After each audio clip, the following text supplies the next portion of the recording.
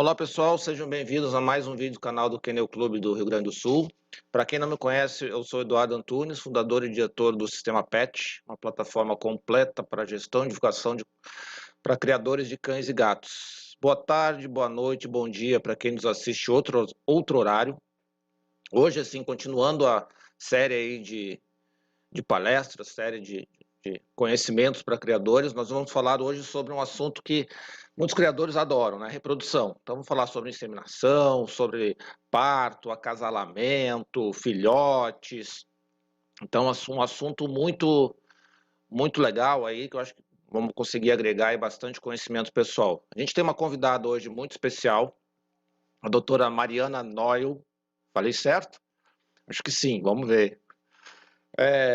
Junto com a gente, claro, vai estar mais uma vez o Pedro Lang, presidente do Kennel Clube do Rio Grande do Sul, e a Adriane Bevervanso. Ainda não me acostumei com a Bevervanso.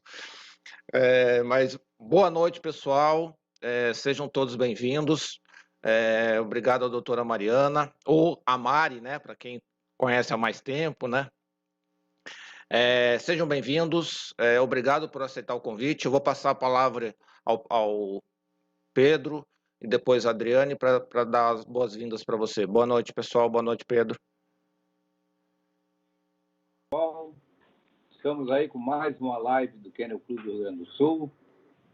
Mais uma vez, claro, de forma virtual, porque essa pandemia nos impõe esse afastamento indesejado, mas é obrigatório. A gente vai ter, infelizmente, que conviver com isso ainda por longo tempo. Mas, de certa forma, também nós temos uma vantagem que a gente agrega um número maior de pessoas que acompanham, né, essas lives, esses eventos técnicos que nós estamos promovendo através do Kennel Clube do Rio Grande do Sul. Essa noite fria aqui para nós, aqui do Rio Grande, certamente se nós tivéssemos que dirigir até o Kennel para assistir a palestra, no fórum não ia ser tão grande, né, Mariana? Não é verdade? Acho que nem eu ia querer ir. Então é isso, pessoal. O Eduardo já fez uma boa abertura. A Mariana Noels já nos prestigiou e nós fomos prestigiados com a presença dela lá no Kennel Clube, fazendo as palestras presenciais. Sempre tivemos fóruns e interação extraordinária das pessoas que lá compareceram, né? E agora, dessa forma aqui virtual, a Mariana, que é mestre em reprodução animal pela URGS, especializada, fez especialização na Animal Clinic em Northville, é isso? Em Ohio? Isso. E, então, né, nessa live de hoje, irá discorrer sobre reprodução, fertilidade, gestação e os problemas decorrentes dessas situações, né? Então, a Mariana sempre muito bem requisitada para esses assuntos de reprodução animal, né, Mariana, em todo o Brasil e muito conhecida no exterior também. Eu mesmo, através do Canil Tibiquari, já usei esse trabalho da Mariana.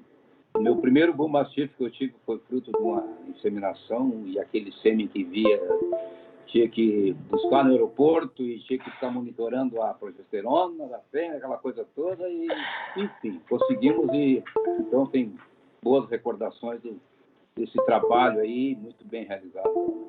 E depois, claro, evidentemente, vem nos atendendo também muitos colegas nossos. Então, seja muito bem-vinda, Mariana, e desejo que todos tenhamos uma excelente palestra. Eu agradeço a Adriane Bervança, nossa diretora cultural, por sempre atenta aí, buscando eventos que nos fazem promover a cultura sinófila do Kennel e continuar nesse afastamento, mantendo acesa aí a chama da sinofilia. Ao Eduardo, nosso amigo de sempre aí pelo Sistema PET, que voluntariamente e de forma negada sempre nos ajuda, né, Eduardo, nessas lives, pelo conhecimento que tem, e tem uma facilidade de produzir essas lives, pelo conhecimento que tem em internet, informática, enfim, e além de tudo um sinófilo antigo, um amigo nosso. Obrigado por tudo, desejo a todos um excelente evento e vamos tirar proveito disso. Muito obrigado a todos. Obrigada pelo convite também. Adriane, por favor. Bom, fico muito satisfeita, doutora Mariana, por ter aceito nosso convite, né? Sempre uma parceira. Então, eu com certeza sei que será uma live muito produtiva, com muito conhecimento. Então, passo a palavra para vocês. Então vamos lá. Pessoal, hoje a dinâmica vai ser um pouquinho diferente, tá? A gente já vai dar boa noite aí para a doutora Mariana. Mas só deixa, eu gostaria já, a gente já começou assim de largada com uma live bombando. Já estamos aí com mais de 50 criadores aí e entusiasmados aí para ouvir a doutora Mariana. A live hoje vai ser uma pegada já vamos cair matando. Então é pergunta em cima de pergunta, pessoal. Então assim, se vocês quiserem já ir metendo bala nas perguntas ali, já pode meter bala nas perguntas. A gente está no Face hoje também. O Pedro lá está monitorando o Face hoje. Então quem quiser fazer perguntas no Face também, pode fazer perguntas no Face. Então assim, a gente Acho já... que eu não me sinto assim desde a prova oral da faculdade. Então é bom. A gente está lá, a gente sabe todas as respostas, mas está tão nervosa que está com medo de dar um branco. Não, mas eu vou te deixar tranquilo que provavelmente dos quase 60 que já estão falando agora, os 50 já foi para trás, já estamos em 60. Deve ter gente, eu acho que talvez da América do Sul inteira aqui já, hoje. Então, para ficar mais tranquila. Mas obrigado por aceitar o convite. Uma boa noite, doutora Mariana. Obrigada. Pessoal, vamos começar do início, tá? Vamos tentar fazer do início até depois lá os filhotinhos. Vamos tentar seguir uma linha dessa. Mas, claro, vocês podem fazer as perguntas aí que a gente vai tentar encaixar o máximo possível, tá? A gente tem um tempo limitado, o assunto é muito bom e eu sei que vai ser curto. Mas vamos lá. Como é que a gente avalia quando começa... a idade reprodutiva do animal? Sei que varia de raça para raça, de porte para porte, mas como é que o criador pode avaliar quando começar? Boa noite. Então, tá. Acho que vamos começar com os machos, que a resposta é um pouco mais simples, né? O macho, realmente, a gente vê uma diferença muito grande da raça, de acordo com o porte, né? Os cães de porte menores tendem a fazer uma puberdade mais cedo, enquanto que os cães de porte maiores tendem a ter uma puberdade mais tardia. Às vezes, dentro da mesma linha, a gente também vê diferença. A gente vê algum criador falando, né? Quando eu trabalho com a linhagem europeia, eu tenho uma puberdade mais tardia. Quando eu estou trabalhando com a linhagem americana, eu tenho a puberdade um pouco mais cedo. Então, na verdade, sim, com o macho é muito simples, porque a gente pode fazer o espermograma, né, que é a coleta do sêmen, e avaliar e ver, tem espermatozoide, não tem, né, e se ele está ok, isso do ponto de vista reprodutivo. Mas aí o que a gente não pode esquecer? Que dentro de cada raça, a gente tem exames de saúde que são necessários para cada raça. Então, por exemplo, um Rottweiler, um Golden, um Dog alemão, tem que fazer um raio-x de displasia coxofemoral.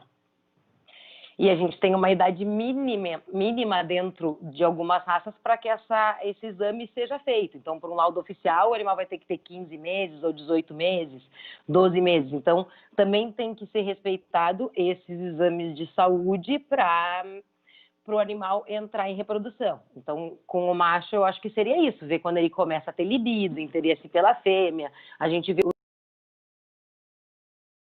as linhas de crescimento, muito quem vai avisar isso para o organismo é a puberdade, né? Então, se a gente vai lá e acasala uma cadela no primeiro cio, a gente pode ter muitos problemas de imunidade. Então, a gente vê alguns criadores usando as fêmeas no primeiro cio e tendo um problema muito grande de estar na demodésica. Exato. Então, assim, exame propriamente dito para eu saber se uma fêmea está apta, na verdade, vai ser muito... óbvio, depois de todos esses exames que a gente já falou, de aspectos de idade, coisas assim, quando ela entrar no cio, aí sim, a gente vai começar os exames de progesterona, que nem o Pedro mencionou lá no início, mas aí para fazer o acompanhamento do cio, da ovulação, quando inseminar, essas coisas assim. Então, não sei se eu entendi muito bem o que tu quis perguntar. Fora a parte de tempo de estar pronta, né? Exatamente para a questão, para ver se ela estava pronta, se tem algum exame de saúde que precisa ser feito antes, tentar avaliar de uma forma mais eu acho que a gente menos empírica, tem que ter certeza, né? sempre ter certeza assim, ó, que o animal está saudável, né? Então, um hemograma, um exame bioquímico, faz sorologia de brucelose. Então, tem muitas coisas que a gente faz para ter certeza assim, ó, essa fêmea, coisas assim. Quando o animal vai ficando mais velho, quando são fêmeas de 4, 5 anos, aí sim a gente começa a cuidar outros aspectos. Mas, de forma geral, quando ele chega na rotina da clínica, ela já está chegando no cio para saber o momento da ovulação e se já está na hora de inseminar. Show. Vamos, assim, ó, pessoal, vocês, esse negócio de travar, não travar, aí ficou um monte de mensagem lá para cima. Vou ver se eu consigo recuperar as perguntas aqui, tá? Aqui o Canil Pijorello perguntou: minha dúvida é referente ao milho nas rações. É verdade que atrapalha a fertilidade na reprodução? Eu falei que as perguntas vinham mais do chat do que das perguntas nossas. No pré. Na verdade, não se pode afirmar que o milho da ração vai causar problema reprodutivo, tá? Se a gente vai responder de forma simples, assim, não. É óbvio que o tipo de alimentação, o tipo de ração que tu vai estar usando, porque a ração, ela pode usar milho, mas ela não vai ser só a base de milho, ou muitas vezes a ração que o criador escolheu não vai ser só a base de milho. E por mais que seja uma ração feita à base de milho, se faltou o aminoácido à ração, quando ela chega no mercado, ele é um alimento completo e balanceado, né? Aí o que a gente tem que observar é que tu quer, às vezes, otimizar vitaminas e minerais especificamente para a reprodução. Então, aí vai diferenciar qual que é o tipo de ração que tu está usando, quanto que desse milho vai ter, mas não é o milho em si, mas sim a distribuição calórica desse alimento. É um alimento que tem bastante proteína, é um alimento que tem uma alta digestibilidade, é um alimento que está bem balanceado, é um alimento que vai ter ômega 3 na apresentação dele, justamente para otimizar a parte reprodutiva. Hoje em dia a gente tem razões específicas para a reprodução, né? Hoje em dia a gente tem uma empresa que faz uma ração, tudo um contexto da ração. Não, bacana. Então, assim, já puxando esse gancho, assim, quer dizer, você já tem a questão da ração, mas tem alguma outra algo que dá para fazer para melhorar a qualidade do sêmen antes da realização do acasalamento? A primeira coisa que a gente tem que saber, o tempo para formar um espermatozoide novo é em torno de 60 dias. Então, sempre quando a gente for querer melhorar um animal para reprodução, principalmente quando a gente estiver pensando em macho, a gente tem que pensar que a gente tem que começar a tomar a ação lá 60 dias antes, mais ou menos. Tá? Coisas que a gente pode usar no macho para melhorar o ejaculado e melhorar a qualidade do sêmen. A membrana do espermatozoide, ela é composta de ácidos graxos poliinsaturados. Então, ela é uma membrana muito lipídica. Então, ela é composta de ácidos graxos, principalmente DHA e o ácido araquidônico. E a combinação ideal, né, uma combinação melhor entre o ômega 3 e o ômega 6, vão fazer com que a gente tenha uma melhor integridade e fluidez dessa membrana espermática. Então, sempre que a gente puder trabalhar com ômega 3, principalmente com o EPA e o DHA que vão vir ali dos peixes, né, do óleo de peixe, isso é uma coisa que já tem trabalhos mostrando que melhora bastante a motilidade espermática, melhora o vigor e a concentração. Já em 30 dias a gente consegue ter uma melhora. Mas sempre lembrando a gente fazer isso, começar a trabalhar com a suplementação quase 60 dias antes da época que tu já sabe que as fêmeas vão entrar no cio e vai ser precisado usar esse macho. A gente também usa muito antioxidantes, né? A gente usa bastante vitamina E, dá para usar vitamina C. A vitamina A também é muito importante para a formação do epitélio, então para a produção espermática. O ácido fólico, ele vai fazer um papel muito importante também na parte de melhorar tanto a formação do peso testicular e do epidídimo. O zinco também é um mineral muito importante, ele vai ajudar na formação principalmente das patologias, a gente ter menos patologias nos espermatozoides. Selênio, L-carnitina, coenzima Q10, o selênio, L-carnitina e coenzima Q10 a gente usa muito para melhorar a função da mitocôndria. Né? A mitocôndria é aquela organela que vai dar energia, então vai dar energia para o espermatozoide. A gente quer um espermatozoide bem ativo, né? com uma boa movimentação, um bom vigor. E então a gente tem esses minerais ali, o selênio, a L-carnitina, a coenzima Q10, que vão ajudar muito nisso também. Mas sempre lembrando de começar a suplementação antes, uns 2 períodos antes do cio.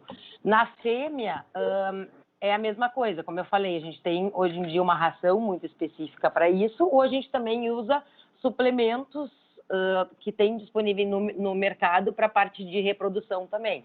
Na fêmea é importante também, a gente geralmente sabe, a fêmea vai entrar no cio, ela já sabe que vai entrar no cio em novembro, a gente vai começar a preparar essa fêmea agora. Até porque é muito importante que essa fêmea não esteja acima do peso e também não abaixo do peso. Mas hoje em dia a gente tem muito mais problema com os animais acima do peso do que abaixo do peso. Porque estar obeso é um estado muito inflamatório para o corpo. E aí não vai ter um bom funcionamento dos hormônios, a gente vai ter acúmulo de gordura em torno dos ovários. Então, a gente tem que começar toda essa programação lá tempos antes para dar tempo dessa fêmea entrar no peso, dar tempo da suplementação e a gente ter uma resposta também na qualidade do sêmen do macho. Legal. Pessoal, Adriane, Pedro, eu não estou vendo o Face, então se vocês tiverem perguntas do Face para fazer, sintam-se à vontade, tá? Eu vou continuar aqui, mas se vocês tiverem alguma coisa do Face lá que vocês pegaram lá, podem tocar a ficha. Entrou sim uma pergunta, na verdade, as 2 pessoas fizeram a pergunta, o Nelson Segala e o Sérgio Costa, e pedem a opinião da doutora Mariana quanto à castração de pediátrica. Quando fazer em cães grandes, quando fazer. Isso é um tema que está bem polêmico, né? A gente tem conversado, nos últimos 2 anos que tu vai em congressos, também tem se abordado muito. A gente vinha seguindo uma diretriz por um trabalho que foi feito, que mostrou com relação a tumores de mama. Fêmeas sendo castradas antes do primeiro cio, a chance de desenvolver tumor de mama, 0,5%. Sendo castrada depois do primeiro cio, mas antes do terceiro cio, 8%, depois do terceiro cio, 25%.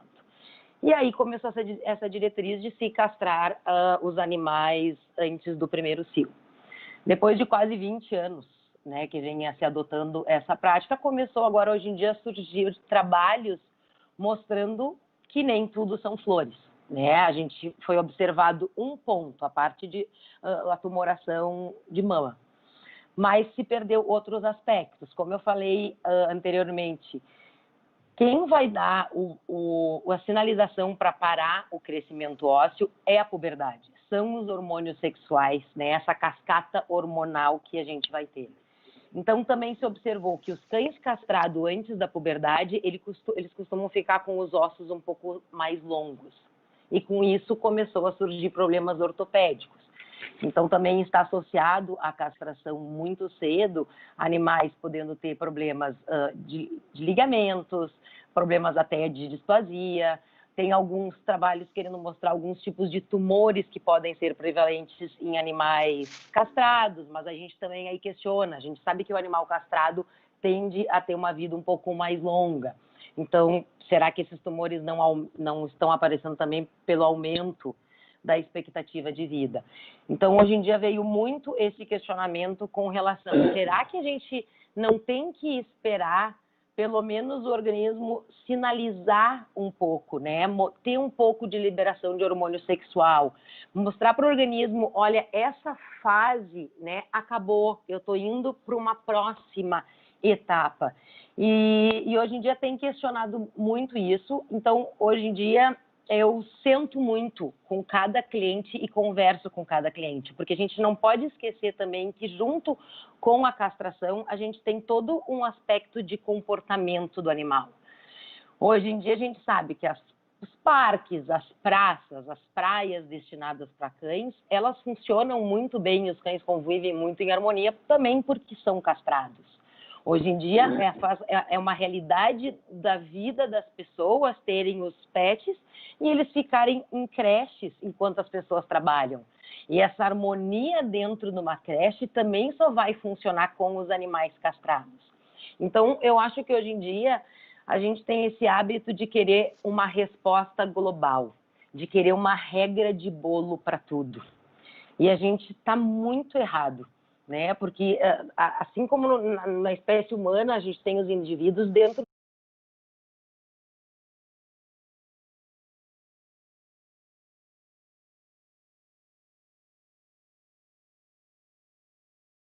filhote ainda. Né? A expressão ainda de filhote, tu vê que é um animal muito, muito juvenil. Enquanto que às vezes tu pega um mesmo filhote da mesma raça e que tu já vê o quê? Que é um cachorro que já tá com outra postura, tu vê que já tá tendo um pouco de estímulo hormonal. Então, hoje em dia, eu sento e eu avalio caso a caso. Hoje em dia, eu não defendo mais a castração pediátrica. Eu sei que ela é uma coisa cômoda e segura para o criador. Seria uma maneira de vender o animal já castrado, garantindo que não vai ser usado para reprodução, por pessoas que não vão fazer uma reprodução de qualidade, observando todos os pontos que têm que ser observados. Mas, principalmente em raças gigantes. Hoje em dia, um dog alemão, eu acho que ele tem que ser castrado, um macho quase que com 2 anos de idade. Uma fêmea, com certeza, depois de 1 ano e meio de idade. Porque eu criei dog alemão. Então, eu já vendi cães dog alemão castrados. E vou dizer a vocês que me arrependi muito, assim, ainda mais com a parte de veterinária que eu acompanho. São cães que ficaram muito altos. Tu vê que eles tinham, né? Eles não terminaram com uma boa articulação coxo-femoral. Então, assim, o assunto é polêmico e não existe uma resposta certa. Eu acho que aquele macho que com 5 ou 6 meses já tem um temperamento agressivo, aquele filhote que vem vacinar, a gente já está vendo que tem um comportamento diferente. Se ele está numa família que não tem aquele pulso firme para ter um filhote de temperamento forte, é óbvio que esse macho, a minha recomendação para ele vai ser castrar ele antes da puberdade. Agora, se ele é um macho pacato, ele está com 7, 8, 9 meses, ele não começou a levantar a pata, ele não se deu conta da existência, né, de coisas que eles começam a perceber quando são machos, eu acho que esse macho tem que esperar para castrar. Eu acho que a gente tem que parar de tentar ter uma regra de bolo para tudo e avaliar e tomar a decisão junto com a casa da pessoa, qual é a importância e daquele animal, para que ele está destinado dentro daquela família e avaliar bem individualmente cada caso. E um beijo, Nelson.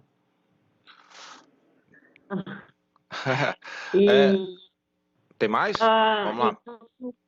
Não, então, aí nessa questão da castração pediátrica, então, no caso, vai se vender um filhote, vamos supor, então é muito cedo ainda, seria isso? Eu acho que tem que tentar fazer um contrato de castração, ou tinham me dito que agora o pedigree vai vir, tu pode fazer um pedigree para o que o animal vai ser castrado, vem alguma coisa.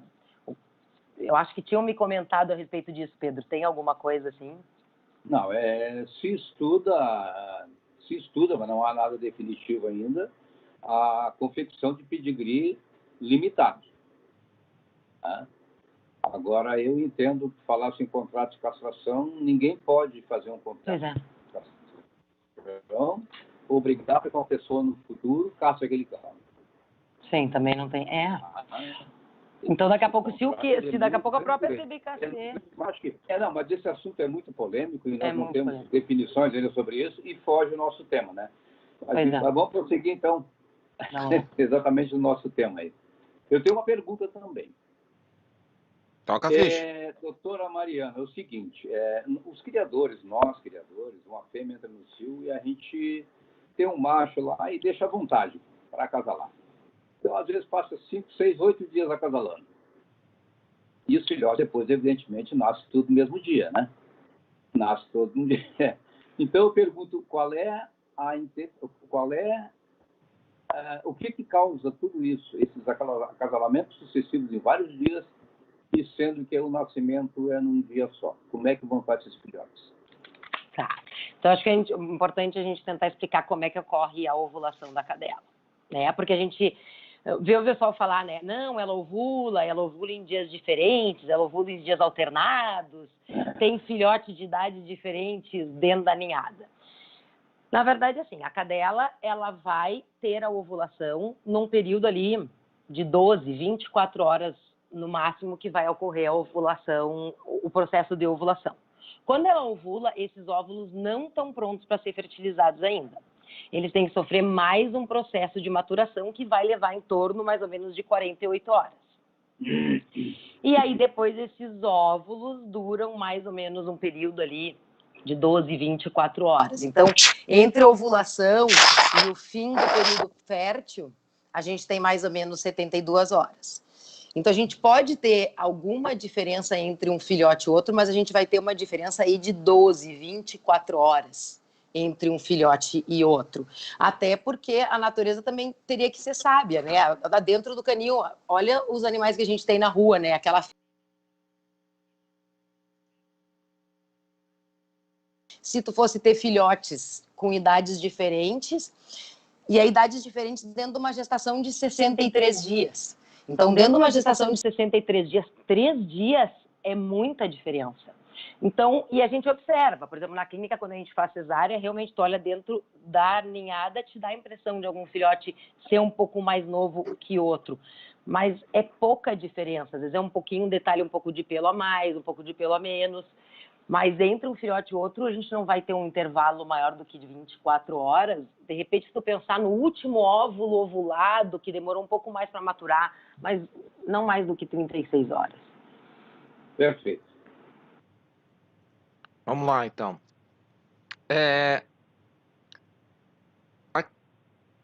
O criador que precisa viajar para acasalar uma fêmea, precisa acasalar, levar a fêmea lá para outro lugar, fazer o acasalamento, depois voltar. Tem alguma dica para deixar essa fêmea mais tranquila, ou isso ou vamos dizer assim, não vai interferir muito no resultado final, ou não, tem que tentar manter um ambiente agradável, tranquilo para ela? O quanto ela vai se estressar, a gente vê isso muito relacionado ao temperamento da fêmea. Então, o que a gente fala e o mais seguro de se fazer seria, como eu expliquei, entre a cadela ovular e o fim do período fértil dela, a gente tem praticamente 72 horas. Então, o ideal é acompanhar a ovulação dessa fêmea, esperar ela ovular e aí se deslocar na viagem para onde a gente quer ir. Por quê? Porque se essa fêmea se deslocar antes da ovulação, ela pode se estressar muito com o deslocamento e aí não ovular. Aí tu vai viajar essa fêmea até o local, ela vai ser acasalada 1 ou 2 dias lá e vai voltar. Aí tu vai contar mais uma semana, acha que ela saiu do cio e vai colocar ela no canil com o macho que ela geralmente mora. Aí ela voltou para casa, ela relaxou, vai ovular e vai engravidar do macho do canil, entendeu? Então, uma das coisas que a gente faz para tentar evitar isso é, como a gente tem 72 horas, são 3 dias, é bastante tempo. Então, espera essa fêmea ovular, se isso for possível, e aí desloca ela. Se a cadela vai ter que ovular, por exemplo, a gente tem cadelas que vêm aqui para fazer inseminação com sêmen congelado, que é do Rio de Janeiro, Minas. Então, a gente geralmente pede que elas venham no início do cio, porque daí eu tenho todo um estresse antes de começar a ter toda uma alteração hormonal, tá quase chegando na ovulação, porque daí ali, às vezes, eu estou estressando elas muito, nesse período, elas podem sair do cio sem ovular. Então, a gente tem que cuidar muito com isso. Então, dentro do período do cio, eu viajaria ou bem no início do cio, ou espera ovular para viajar. Ah, mas mandei de avião para tal lugar, ela vai ficar lá e depois voltar, né? Quando trazer essa fêmea de volta? O melhor é ela viajar logo depois da ovulação, tá? Logo depois que ela ovulou, cobriu, ela já voltar. O período que a gente tem que evitar muito que ela viaje é entre 16º e 22º dia pós-ovulação, tá? Por quê? Ali pelo 18º, 19º dia é quando a gente vai ter a implantação. Então, eu não quero que ela tenha um estresse muito grande nessa fase da implantação e também eu posso ter algum acidente, né, algum trauma na viagem. Então, o ideal seria ela viajar até 15 dias, digamos, depois da ovulação, porque daí eu não tive a implantação. Então, eu acho que o risco de acontecer qualquer coisa, né, dela acabar reabsorvendo, seria menor. Ou se eu tenho que, não consigo viajar 15 dias, quero esperar confirmar se ela ficou gestante para depois viajar ela, porque se ela não ficou, já vou deixar no destino para o próximo cio. Aí eu diria viajar ali entre 25º, 35º dia. Porque daí os filhotes ainda estão pequenos, o abdômen está pequeno, eles não começaram a crescer muito e a gente também não tem tanto perigo para a mãe. Legal. Eu vou aproveitar uma pergunta aqui, pegar um gancho do Ricardo Teixeira. Existe a possibilidade da cadela ter filhotes de pais diferentes? Como é que funciona essa questão de pais diferentes? Quando que teria que ser feito o acasalamento? Como é que funciona para ter, de fato, um pouco de filhotes de um lado e um pouco de filhotes do outro? Tá. Ela pode, sim, ter filhotes de mais de um macho, até porque teve esse período. Ela ovulou 48 horas para os óvulos ficarem prontos para serem fecundados. Então, digamos que se ela ovulou e ela está numa fase receptiva, nesses 2 dias, se tu tiver 2 ou 3 machos que cobrirem ela pode ter filhotes dos 3 machos, ou pode ter filhotes só de um macho. Na verdade, o que vai determinar é muito a qualidade do sêmen de cada macho. Hoje em dia, a CBKC, inclusive, já está autorizando ao registro de ninhadas com mais de um macho.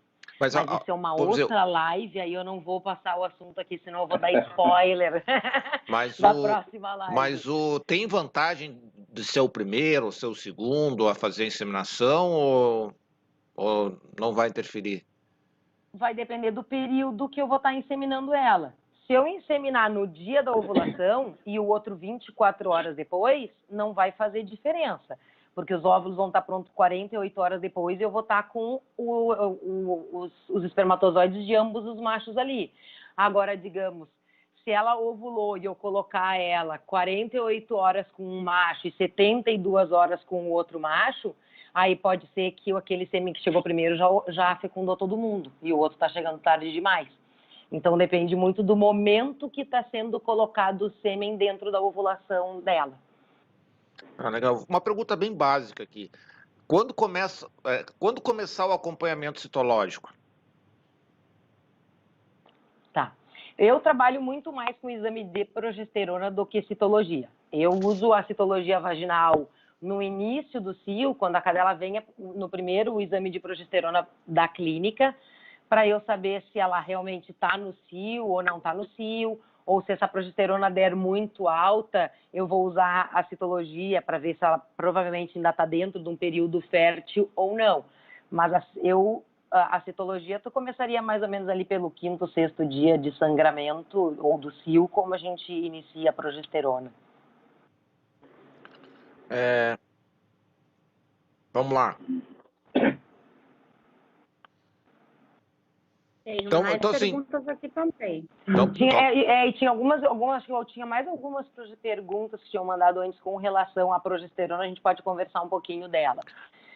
A progesterona, na verdade, o que é a citologia e o que é a progesterona? A citologia, na verdade, é um cotonete bem grandão que a gente vai colocar para ir até o fundo da vagina da cadela, coletar as células do fundo da vagina dela e corar essas células e olhar no microscópio. O que a gente vai estar vendo com a citologia vaginal? Com a citologia vaginal, eu vou estar lá pegando as células da camada vaginal. Quando a fêmea não está no cio, essa parede vaginal tem ali 3, 4 camadas de célula.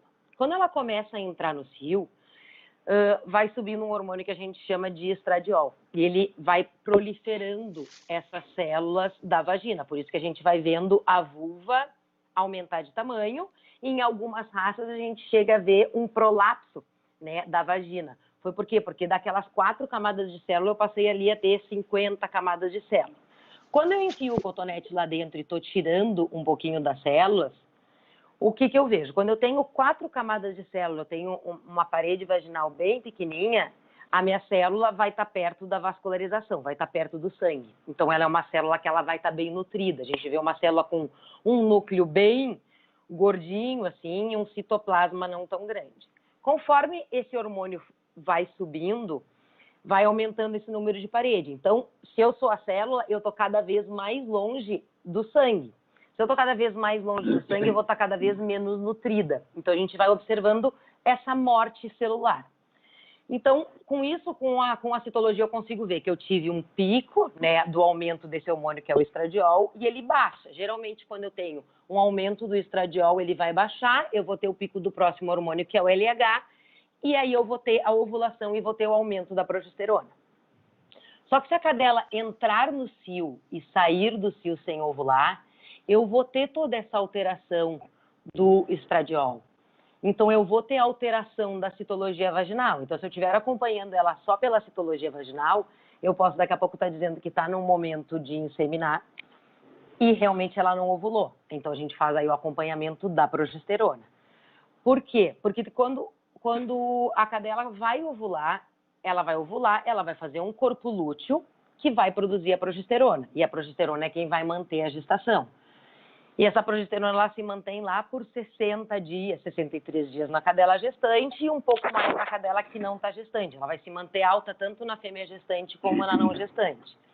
Então, quando eu vou fazendo a progesterona, as pessoas querem muito saber um número mágico, né? Ai, qual é o número de progesterona que eu quero para inseminar a fêmea?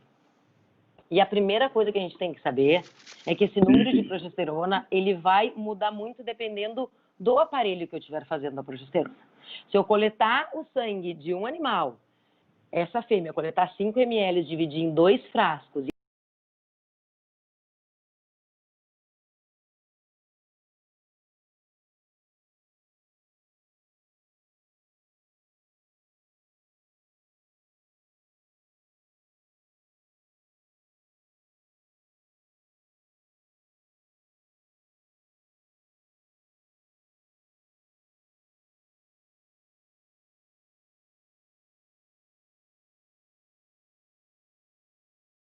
é isso, não adianta querer um número mágico, porque não existe um número mágico.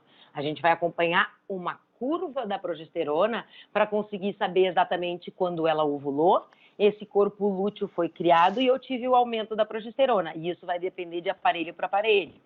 E aí o momento que eu vou inseminar também vai depender do tipo de sêmen que eu vou estar usando. Se eu estiver fazendo uma inseminação com sêmen fresco, o sêmen fresco, ele chega a ficar viável tranquilamente 5 dias dentro do aparelho reprodutor da fêmea. Então, eu não preciso ser muito exata no momento da inseminação. Agora, por exemplo, se eu estiver usando o sêmen congelado, ele vai durar mais ou menos 12 horas dentro do trato reprodutivo da fêmea. Então, eu já tenho que ser muito mais exata no momento que eu vou estar fazendo essa inseminação. Então, eu acho que o importante é saber isso. Quando a gente vai estar lidando com a citologia vaginal, tem muitos veterinários que trabalham com isso.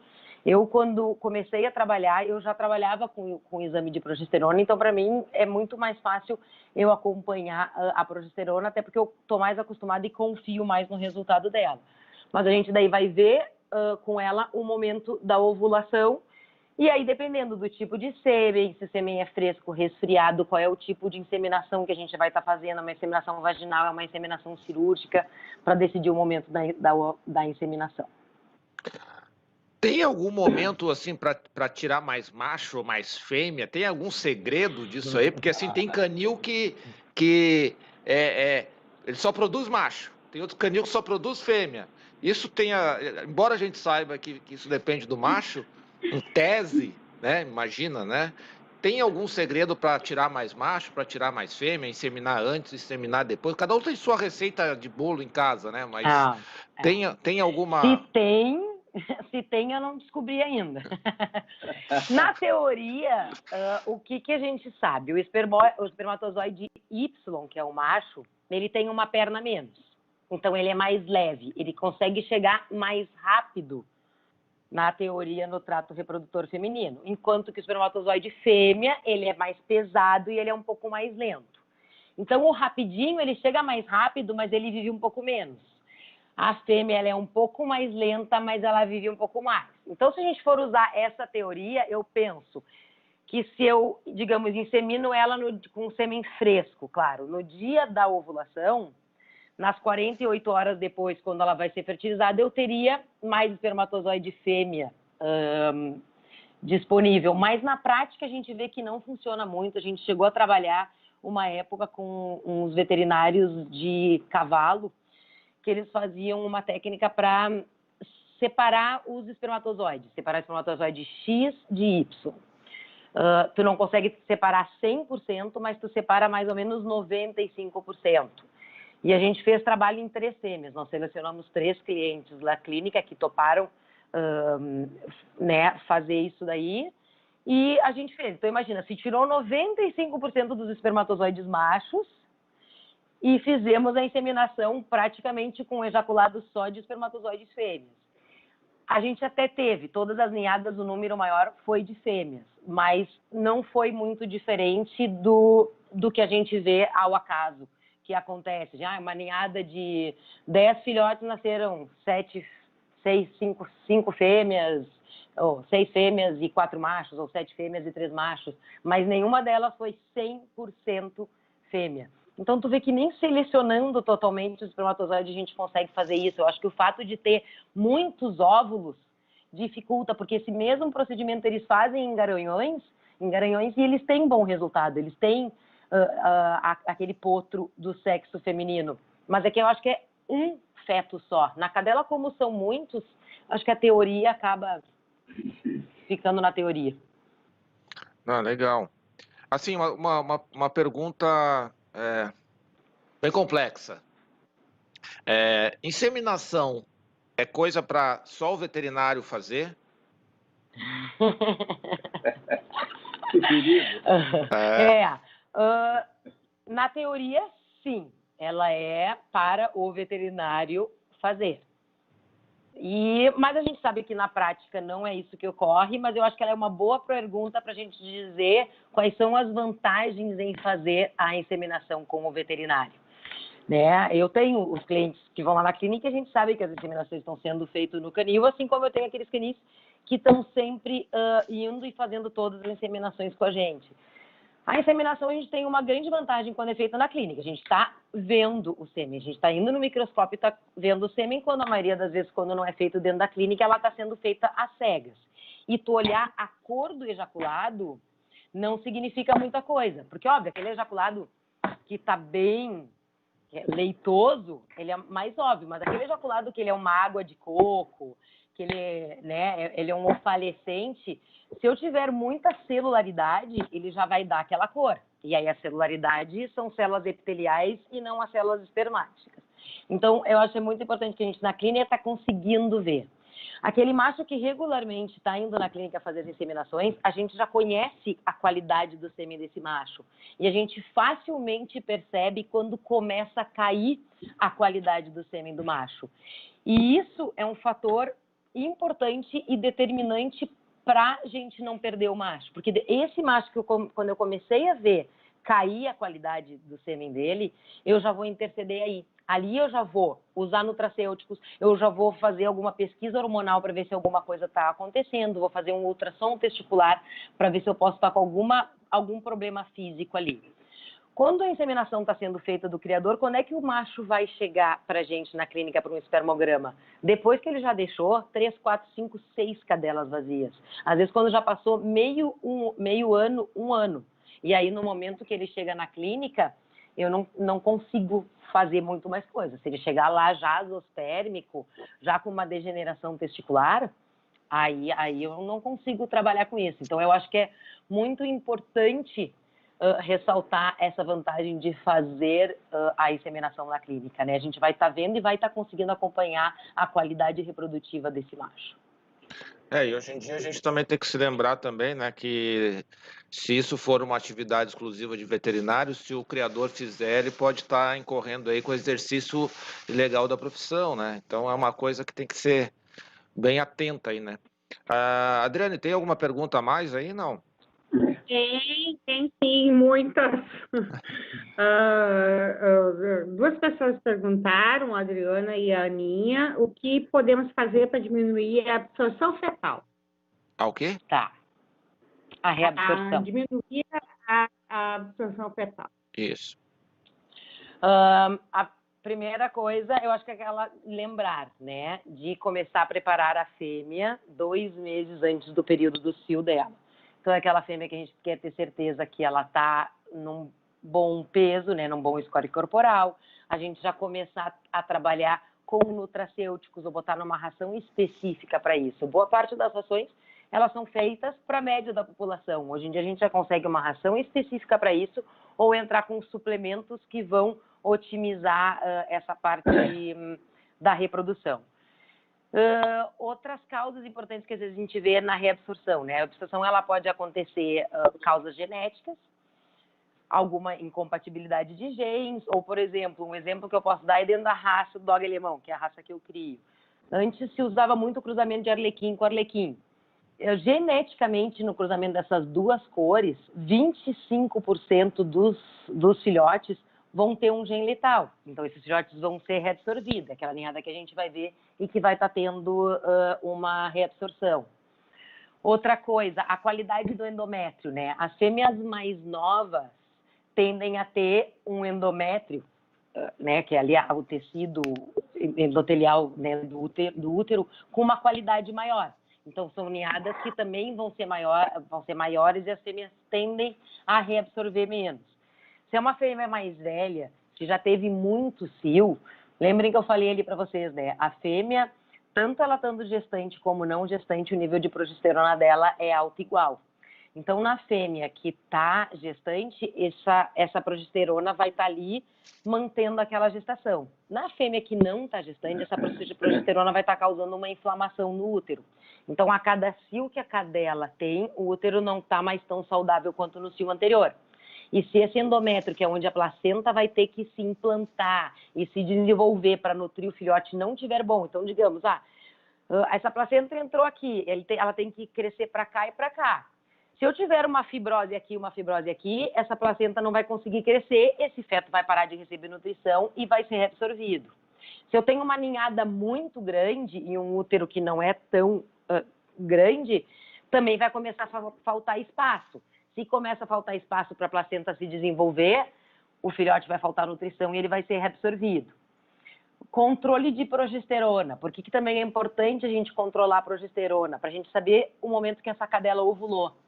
Aí eu consigo controlar. Quando for fazer a primeira ultrassom ali, para saber se a cadela está gestante, e a gente indica que esse ultrassom seja feito cedo, seja feito ali com 24, 25 dias pós-ovulação, a gente já mede uma progesterona ali, porque tem muitas cadelas que começam a reabsorver e às vezes reabsorvem uma ninhada inteira, porque elas não conseguem manter um bom nível de progesterona. E aí, se a gente não suplementar, esses filhotes vão ser reabsorvidos. E a gente também tem causas infecciosas. A gente pode ter um hemoparasita, né? Uma babese, uma ehrlichia crônica, que pode estar interferindo aí. Agora, no inverno, a gente pode ter herpes vírus. Então, a gente também tem causas infecciosas que podem estar gerando essa reabsorção. Então, acho que o importante é isso, saber que essa fêmea está bem, que ela está saudável e manter uma boa nutrição para ela e fazer um bom acompanhamento de progesterona durante a gestação. Fazer uns exames, a gente falou sobre exames pré-acasalamento, mas um exame após o parto, para ver como é que ficou o útero depois, também é recomendado ou você não vê necessidade disso? Não tem necessidade. Ele não vai. O ultrassom, ele não é um exame muito para a gente ver a qualidade do útero. Ele vai me mostrar se eu tiver alguma coisa muito grotesca no útero. Mas alterações pequenas a gente muitas vezes não percebe. Então, ele não é ele é um exame para eu saber, ótimo, eu estou com os 2 ovários, não pareço ter cisto, o útero, a princípio, está tudo ok, mas eu saber se tem uma fibrose, uma incapacidade de implantação do embrião ali, não tem como a gente avaliar por um ultrassom. Bom, eu te falei que a gente não ia fazer todas as perguntas, né? Eu dei uma roladinha para baixo, a gente não fez 20% ainda. E ainda o pessoal perguntando... Mas a gente parou de travar, pelo menos. O problema é que o travamento nos consumiu um tempinho que vai fazer falta, infelizmente. Mas, assim, uma pergunta... E assim, como eu falei, a questão do chat é muito, muito legal. O pessoal traz questionamentos bem interessantes que a gente nem pensou antes. A Tati Merlin falou o seguinte: pode falar um pouco sobre a Nasarca? Anasarca, isso? Anasarca. Isso. Se Também tem recebi algo que essa- pode ser feito para evitar? Isso é uma boa pergunta, né? Vamos, então, primeiro, falar o que é o Anasarca. O Anasarca, ele é um filhote que ele é cheio de líquido. Ele tem bastante líquido no subcutâneo, ele tem líquido dentro da cavidade torácica, muitas vezes ele tem líquido dentro da cavidade abdominal, e a gente tem vários graus, né? Óbvio que tem esse que nasce muito grande, ele inclusive é uma causa de distocia, porque realmente ele vira um filhote imenso. Então, a chance dessa fêmea parir esse filhote é muito pequena. E a gente vê realmente, tem visto às vezes acontecer mais, e já cheguei a ver acontecer em ninhadas inteiras, que a gente não via. Exatamente a causa do Anasarca a gente não sabe, não é uma causa esclarecida ainda, infelizmente. E a gente vê que tem fêmeas que costumam ter, né? Sempre as mesmas fêmeas tendo. A gente observa, às vezes, que quando elas são novas, elas não têm, e quando ficam um pouco mais velhas, apresentam um problema. Mas realmente eu não sei te esclarecer o porquê que a gente vê isso acontecendo, e nem muito ainda como trabalhar com isso, né? Então eu vou ficar devendo aí, mas dentro do Anasarca, quando é aquele filhote muito grande, são os filhotes que a gente acaba perdendo. E os filhotes que nascem, que a gente chama que é só quase um water puppy, né? Que a gente fala que é só aquele filhote com um pouco mais de líquido, se ele tem mais líquido no subcutâneo, esses muitas vezes a gente consegue fazer que esses filhotes venham, né? Consigam nascer e se desenvolver, mas é realmente complicado e ainda não se sabe muito por quê. Aqui a gente falou muito no começo, né? Agora o Rossi Alves aqui pergunta: qual a idade aproximada para aposentar a fêmea? Também é uma... Porque eu acho que depende, de novo, do indivíduo, né? A gente já trabalhou na clínica, às vezes com fêmeas, por exemplo, de 8 anos, 9 anos de idade, que né, um motivo muito específico se quis tirar ninhada. É claro que se fez todos os exames de saúde para ter certeza que essa fêmea tinha condições. Mas eu acho que a primeira coisa que um canil tem que pensar também, como é que esse canil funciona. Por exemplo, ele é um canil que as cadelas vão entrar na fase reprodutiva e elas vão se aposentar no canil, ou ele é um canil que tem as cadelas durante a fase reprodutiva e depois ele aposenta e arruma excelentes lares para esses animais. Então, porque eu converso muito com o criador, porque eu acho que existe uma crítica muito grande dos criadores com os próprios criadores com relação a esse assunto de doar ou não, né, as matrizes. Ele é outro assunto que é muito polêmico e ninguém é dono da razão, mas eu tenho a minha opinião muito formada com relação a isso. Eu acho que um animal, às vezes aposentado dentro de um canil, dividindo a atenção com mais, que sejam 5, 10, 15 outros cães, ele não vai ter uma vida melhor do que, às vezes, quando a gente aposenta ele e faz uma doação consciente, né? Porque a gente acompanha isso na clínica. Na clínica tem muitos criadores que os animais vêm para castrar, para daí serem doados e continuam depois do acompanhamento na clínica. E eu vejo aquele animal que era de canil dormindo no sofá, tirando foto hoje no inverno na frente da lareira, né? Tendo uma vida que ele jamais teria se ele continuasse no canil. Então, por exemplo, eu acho que os canis que trabalham com isso, né? Porque o canil, eu não posso ter daqui a pouco um canil onde eu estou com 70% dos meus cães aposentados, né? Isso é uma coisa muito complicada dentro de uma criação. Então, eu acho que os canis que trabalham nesse sistema, o que eu sempre defendo muito com eles? Número 1, com relação àquela ideia que a gente tem de descansar um cio. Como eu já falei, o nível de progesterona ele é o mesmo numa cadela gestante ou numa cadela não gestante. Quando a cadela não está gestante, essa progesterona ela não vai estar descansando o útero da cadela. Muito pelo contrário, ela vai estar inflamando e prejudicando o útero dessa cadela. Então, às vezes eu acho só mais fácil essas cadelas entrarem na idade reprodutiva perto dos 2 anos de idade, tirar 2, 3 ou 4 ninhadas, né? Muitas vezes consecutivas, o tirar ninhada uma atrás do outro, a gente tem que usar o bom senso. Essa cadela recuperou peso, essa cadela está bem, Do ponto de vista reprodutivo, sim, ela está apta para tirar uma ninhada atrás da outra. E aí, quando ela tiver mais ou menos com 4 anos, ela aposentar. Porque se a gente está dando, o objetivo é que esse animal tenha a fase reprodutiva dele e depois vá para uma casa de família, é muito mais fácil a gente doar um animal, e eu acho muito também correto com a família que está adotando, nós fazer isso com o animal que está com 4 anos de idade, onde vai ter uma longa vida com a família, do que às vezes nós aposentar com 7, 8 anos de idade, e aí está mudando esse animal de família. Então, eu defendo uma vida reprodutiva mais cedo, até porque é a fase que elas têm as ninhadas maiores, que elas têm um vigor maior para se recuperar, né? E aí depois sim, sejam castradas ali com 4 anos de idade e reposicionadas de uma maneira consciente, muito bem escolhida nas casas novas, ou senão a gente vai muito pela saúde do animal. Tem animais, às vezes, com 6 anos de idade que estão muito em melhores condições do que um animal de 4 anos de idade. Então, realmente tem que avaliar o animal, a raça e todo o contexto de saúde daquele animal. Bacana, assim, afirmações, não pode encontrar algum tipo de pessoas na rua, mas... Oi, desculpa, Adriane. Não, tinha uma pergunta realmente referente a isso, se cruza, se seria melhor dando pausas para as gestações ou acasalar sem pausas e aposentar a cadela antes. Então, a primeira coisa é assim, ó, é bom senso, né? Não vão sair aí cruzando as cadelas seguido um atrás do outro e dizer, mas a Mariana disse que pode, né? É bom senso. Ela tem que ter recuperado o peso aqui. Hoje em dia, elas saem da lactação, geralmente em melhor estado que elas entraram na gestação. Porque a hora que a gente vai cruzar, ela acaba indo para uma ração diferente. No final da gestação, dependendo do porte, ela vai para dentro de casa. A gente mima o que pode e o que não pode quando ela está na fase da lactação. Quando os filhotes começam a comer, ela come a comida dela, mais o resto da papinha que os filhotes deixaram.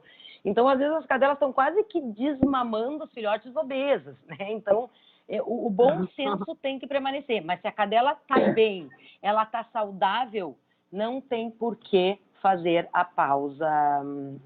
Não é um descanso de si, entendeu? É um descanso se tu precisa de um descanso para a ninhada, se a ninhada vai nascer em dezembro e tu quer ir para a praia, entendeu? Essas coisas assim. Mas do ponto de vista reprodutivo, a gente não está descansando ela pulando um cio. Um cenário aqui, ó, que é recorrente, tá? Isso deve ser recorrente também no teu dia a dia. No caso aqui foi o Sérgio Lara que falou. Tem uma fêmea dogo argentino que nunca emprenhou. Eu também tive machal também. Assim, todo mundo deve ter o seu caso em especial, né? Olha lá, tá o Pedro concordando, a Adriane também deve ter um caso, tá? Tem uma cadela que não tinha jeito, né? Já cruzamos, né? Já fiz várias inseminações artificiais que faço em minhas outras fêmeas, mas ela especificamente nunca emprenhou. Ele perguntou que exames eu poderia fazer, mas enfim, o que ele pode, o que o Sérgio, o que eu podia ter feito, o que o Pedro pode fazer para nesses casos? Tem algum... eu sei que não tem, bala de prata, mas quais são os caminhos que a gente pode tomar? Tá. Bom, a primeira coisa que a gente tem que saber é dessa fibra, porque tem muitas cadelas que às vezes chegam na clínica e nunca pegou cria. Mas a primeira coisa a gente perguntar, mas foi feito acompanhamento de progesterona? Em algum momento foi feito que essa cadela entra no cio e está ovulando? Então, acho que a primeira pergunta é se não pegou cria, assim, ó, foi feito tudo certo, o que a gente tem que fazer? Fazer o exame de progesterona. O sêmen do macho, teve certeza que o sêmen do macho estava ok, né? O sêmen foi colocado no dia certo. Eu fiz o ultrassom cedo. Tem muitas pessoas que ou não fazem ultrassom, né? Esperam para ver se a barriga vai aparecer ou não, ou acaba fazendo ultrassom lá com 40 dias. E faz muita diferença a gente saber se essa cadela está emprenhando e está reabsorvendo os filhotes ou se ela não está pegando cria. Então, fazer o ultrassom cedo também. Mas vamos partir do princípio que foi feito tudo ok, né? Foi feito acompanhamento de progesterona, o macho estava ok, a inseminação foi feita no dia certo, o ultrassom foi feito certo, realmente a cadela não está pegando cria. Então, o que a gente vai fazer? Primeiro a gente vai fazer exames gerais para saber se essa cadela está com saúde e não tem nada de errado com ela. E muitas vezes, o que eu indico? Já fez 2 inseminações ou 2 montas naturais, não pegou cria. Fizemos todos os exames de saúde, tá tudo ok, a gente não viu nada de errado, eu indico que seja feita uma inseminação intrauterina. Né? A gente vê em muitas cadelas, principalmente bulldog inglês, bulldog francês, são cães que a gente tem muitas cadelas que fazem tudo direitinho com a gente, fazem inseminação e não pega a cria. A gente vai para uma inseminação cirúrgica e tem uma ninhada numerosa. Dentro da cirurgia encontra alguma coisa de errado, muitas vezes não encontramos nada de errado. Mas a gente vê que dessa maneira elas conseguem pegar a cria. Então, quando eu indico, até porque quando já chega essa cadela que já tentou 1, 2, 3 vezes, vocês, no geral, já chegam meio também de saco cheio de tentar tudo. Então, o que eu falo, vamos pro vai ou racha, vamos ter certeza que está tudo ok e vamos para uma inseminação cirúrgica. A taxa de gestação positiva numa inseminação cirúrgica com sêmen-fresco lá na clínica é em torno de 93%. Né? Então, realmente, a chance de não pegar cria é muito pequena. Mas, assim, eu vou te fazer uma provocação com relação a isso. Com relação a manejo, né? Até o doutor Fernando Bretas falou na semana passada, se o Pedro puder me lembrar ali qual era o ditado que ele usou, como é que era? Mãe parideira? Era uma... Parideira. Parideira. Isso, mãe parideira, filha parideira, quer dizer, o criador também, será que não, se ele tem uma dificuldade com uma determinada cadela em emprenhar, será que as filhas vão ter. Será que vale a pena continuar com essa cadela para frente, né? Quer dizer, toda vez, até uma pergunta que eu fiz mais para frente, o tempo já comeu e eu sei que não vou conseguir chegar lá, mas assim, em termos de manejo e planejamento de ninhada, ter uma cadela com esse grau de dificuldade para emprenhar contribui, assim, em que momento que vale a pena fazer esse esforço extra para tirar a ninhada, já que, de repente eu vou ter filhas com o mesmo problema, netas com o mesmo problema e eu estou criando um problema e não uma solução, né? Joana é uma criadora há muitos anos, mas estava enfrentando dificuldades. Joana não conseguia vender seus filhotes na velocidade que gostaria e estava com dificuldades no controle dos gastos. Ela até tinha um site, mas estava sempre desatualizado, pois dependia de outros para fazer isso. Suas planilhas de controle eram sempre difíceis de manter e as contas estavam uma bagunça. Mas tudo isso ficou muito mais fácil para Joana depois que ela assinou o sistema PET. Agora ela consegue um planejamento mensal das contas que deve pagar e que deve receber. Consegue fazer uma gestão do seu estoque de ração, sabendo com antecedência quantos dias eles irão durar. O sistema também emite alertas a respeito de todos os cuidados médicos regulares, como vacinas, vermífugos, antipulgas, etc. O planejamento das ninhadas acontece de forma mais organizada. Com a árvore genealógica ilustrada nas ninhadas, fica muito mais fácil saber onde se quer chegar. Isso sem nem se preocupar com o site, pois o sistema PET trata de organizar e montar as informações de forma adequada para o site. Assim, qualquer pessoa interessada em conhecer seu plantel terá de forma organizada, no seu computador, celular ou tablet, as fichas mais completas de seus animais. A vida de Joana agora é muito mais fácil. Ela agora tem muito mais tempo para curtir seus pets com tranquilidade. Faça como Joana, assine o sistema PET e divulgue o seu trabalho. Exatamente, porque a gente, dentro da criação, infelizmente, às vezes acaba fazendo uma seleção negativa, né? Porque é bem isso, essas fêmeas que só pegam cria com inseminação cirúrgica, muitas vezes a gente observa as filhas dela também só tendo cria com inseminação cirúrgica, e a gente avisa isso. Aí o que acontece? Nasce quem? Aquele filhote que tu sempre desejou.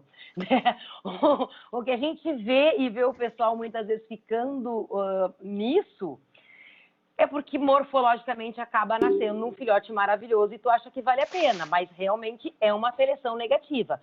Quanto mais a gente selecionar fêmeas que precisam que a gente faça inseminação cirúrgica, suplemente progesterona. Fêmea que não sustenta progesterona, que a gente tem que suplementar ali a gestação inteira, muitas vezes tem filhas que a gente também tem que sustentar.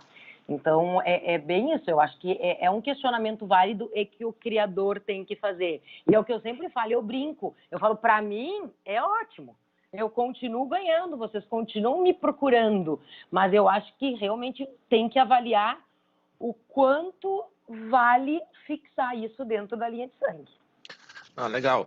Assim, o tema do nosso bate-papo aqui era reprodução, fertilidade, né? Reprodução, fertilidade, inseminação e gestação. Cada um desses temas, eu acho que dá uma live sozinha, né?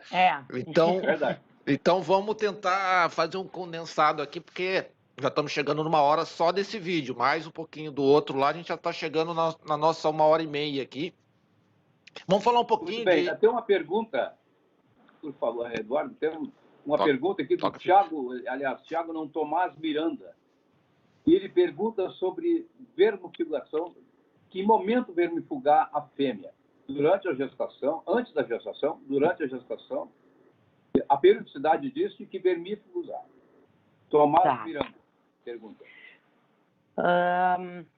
Dentro de canil, a gente realmente acaba usando bastante a parte de vermífugos, porque a gente vê, eu acho que todos nós aqui criamos, a gente já se deparou com aquela coisa de vermifugar ali os filhotes a primeira vez e chega no canil de manhã, no outro dia, dá quase aquela sensação que dá para abrir uma cantina, né? Porque tu tem quase mais vermes, às vezes, do que cocô, né? E realmente isso acontece. Então, o que eu uso muito de protocolo? Eu acho que a gente tem que vermifugar a cadela, aquele mesmo esquema, a gente sempre tem que estar lembrando quando que a cadela vai entrar no cio. Porque se a cadela vai entrar no cio, o ideal é o quê? É que eu já atualize as vacinas, eu atualize vermífugo, eu faço tudo isso antes do momento dela entrar no cio. Aí, depois ela entrou no cio, eu sempre indico que seja feito um vermífugo no terço final da gestação, tá? Por quê?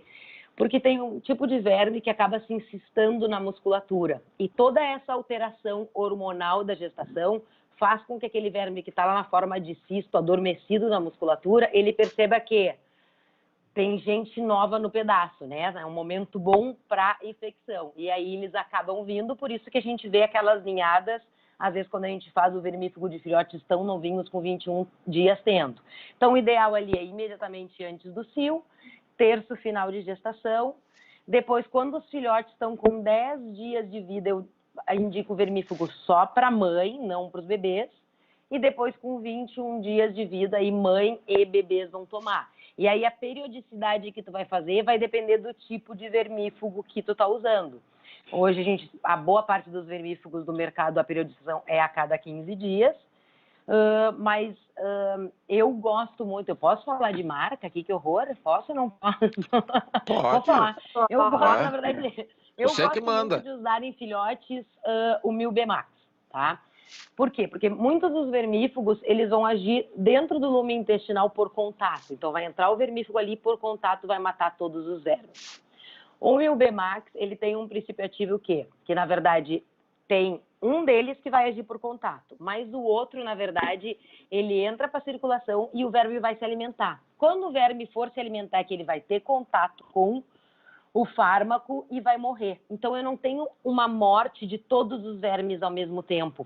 Então, naquela ninhada, às vezes, que teria toda aquela quantidade muito grande de vermes, às vezes, a gente faz um vermífugo, morre muito verme ao mesmo tempo e ocorre o risco de fazer um bolo, uma obstrução, né, de bolo verminótico, ou às vezes o filhote se intoxica muito com toda aquela morte dos vermes ao mesmo tempo. Então, eu gosto muito de usar o Milbemax, além da vantagem que ele é a cada 30 dias. E não a cada 15 dias. Então, tu vai fazer com 21 dias, depois tu vai ter que fazer só 30 dias depois. E isso, às vezes, dentro de uma ninhada também facilita de não ter que estar usando a cada 15 dias. Não, legal. E para cadelas, eu não sei vocês, mas eu já notei muito, assim, na época que eu tinha o dog alemão, para mim era muito nítido. Cães de linhagem europeia, eu tinha muito mais problema de verminose nas ninhadas. Então, às vezes, aquela fêmea, onde eu sempre tenho muito, fêmea específica, a ninhada dessa cadela, sempre quando eu vermifugo os filhotes, sai muito vermes. Essa fêmea, eu faço uma periodização mensal, quase durante um ano. de vermífugo para ela, para conseguir ter um bom sucesso numa outra ninhada e não ter tantos vermes assim nos bebês. Porque os bebês é importante a gente saber que a transmissão não vai ser feita via placenta, né? É muito mais durante a amamentação. Legal. E a giardia na fêmea? Giardia durante a gestação? Giardia é um problema, né? Porque hoje em dia já foi feito um trabalho e praticamente 100% dos canis convivem com este problema. Eu defendo muito o uso, e as pessoas criticam, eu acho que a vacina por não conhecerem para que a vacina foi desenvolvida. A gente tem uma vacina, que é a vacina de giardia. Só que a vacina de giardia as pessoas querem dar lá nos filhotes, para os filhotes não terem, tá?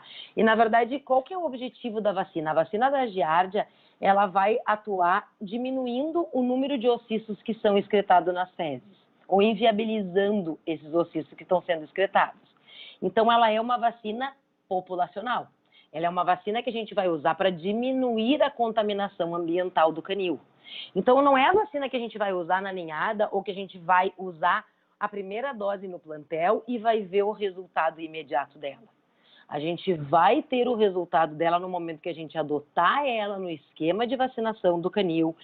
Todos os cães do canil estiverem sendo vacinados com ela, para eu diminuir a contaminação ambiental. Porque o problema da giardia não é nós tratarmos ela. A gente vai lá, a gente trata, o filhote fica super bem. 5 dias depois que tu terminou de tratar, o que começa? Aquele cocô mole de novo, aquele filhote, porque eles se recontaminam muito fácil porque o ambiente está contaminado. Então, assim, realmente a giardia é um problema, foi um problema que eu sempre, quando tive ninhada, convivia com aquilo, né? Os filhotes, enquanto estavam dentro da maternidade, naquela fase mais fechada, eles estavam bem. Quando começava 30, 35 dias, que começava a soltar para o canil, para a corredeira, para a passeadeira, que começava a ter contato com a grama, com a terra, com o ambiente, pronto. Já começava o problema de diarreia e ter que tratar. Então, eu acho assim, a vacina de giardia não é para indicar para aquele filhote que tu vendeu para ter em casa, porque aquele filhote às vezes foi para uma família que tem 2 adultos, que não tem nenhuma criança e não tem o objetivo daquele filhote estar tomando. Ela é uma vacina para usar no canil. E eu vejo que os canis que adotam ela e passam a usar, e o resultado não vai ser nos primeiros 6 meses, tem que ter paciência, a gente tem um resultado bom. Se não é isso, tem que tratar. É muito importante, quando fizer o tratamento da giardia, último dia de tratamento, limpar tudo, dar banho nos filhotes, porque a gente acaba tendo os oocitos contaminantes no próprio pelo do filhote, porque o pelo vai lá, defeca. O filhote pisa no cocô, pisa em cima do outro filhote. Então, por isso que se recontaminam muito fácil. Então, a gente tem que fazer isso. Tratou, tem que limpar tudo, banhar todos os animais para tentar diminuir a recontaminação. Durante a gestação, aí vai ter que ver qual é o tratamento que vai ser feito de eleição. Às vezes a gente acaba usando ali 3 dias de vermífugo para tentar agir e não ter que usar com antibiótico. Aí também vai depender um pouco da opção do clínico que estiver atendendo. Não, eu fiquei preocupado que tu fosse falar que a medicação fosse ivermectina. Aí ia dar conflito. Não, ela está em alta. Tá em alta agora. Tá faltando para os criadores. Oi? Para alguma coisa serve. Tem uma questão aqui, só para encerrar a questão da pausa da gestação, né? Se há ou não necessidade da pausa da gestação. No caso da cesárea, doutora Mariana, é necessário pausa? Não. Se a cesárea foi bem feita, o material utilizado foi bem feito, não. O que a gente vê muitas cadelas que fazem cesáreas, a gente tendo que aposentar elas, não é por causa do útero. Muitas vezes a gente tem que aposentar essas cesáreas por causa da parede abdominal, né? E é por causa da gestação, né? Principalmente as cadelas que têm gestações muito grandes, 10, 11, 12 filhotes, são as cadelas que muitas vezes, e que precisam fazer cesárea, que a gente aposenta mais cedo. Porque tu faz 2, 3 cesáreas, como tem muita, né? A musculatura fica muito fina e elas começam a fazer hérnias abdominais ali pós-cesárea. Aí, muitas vezes a gente tem que aposentar, não pela qualidade do útero. O útero continua lindo e maravilhoso, mas a musculatura abdominal já está muito delgada e não está aguentando mais a gestação. Pessoal, uma coisa tão importante, tá? Quem assinou o canal provavelmente recebeu até indicação de que a live mudou o endereço. Então, assinem aqui, já aproveita agora, deixa o like também para interagir. Eu sei que a gente teve esses probleminhas de áudio e tal, mas a gente está se esforçando bastante para deixar sempre tudo 100%. Mas não esquece de deixar o like, assina o canal aqui, aproveita agora, enquanto a gente continua agora aqui com uma... Eu sei que o tempo, eu sei que vai ficar um montão de perguntas sem responder, tá? Porque a gente pode ir, de novo, né, até as 4 da manhã, porque não vai faltar assunto. Mas se vocês quiserem depois conversar com a doutora Mariana, aqui, deixa eu ver aqui, não, ali, ó, tá o site dela ali, a fertivita.com.br, tá? Vocês podem acessar lá. Eu não sei se aqui embaixo, depois a gente vai dar uma editada nesse vídeo aqui para tirar esses probleminhas aí, para deixar um vídeo bonitinho, puro. A gente vai deixar os contatos dela aqui embaixo também. Depois, se vocês tiverem mais dúvidas, podem entrar em contato com a doutora Mariana, lá com a galera da Fertivida, que eles vão responder para vocês as dúvidas, sem problema nenhum. Ela já está aí atendendo criadores há um bom tempinho, então já sabe nos aturar um pouquinho, né? Gostaria de mudar um pouquinho de assunto, eu sei que é muito extenso, né? Gostaria de falar um pouquinho sobre a questão do sêmen congelado, né? Quanto custa, como é que é, assim, pode dar primeiro assim, uma geral da questão do sêmen congelado, assim, eu sei que o tempo já foi, então vamos tentar vamos lá, condensar um pouquinho.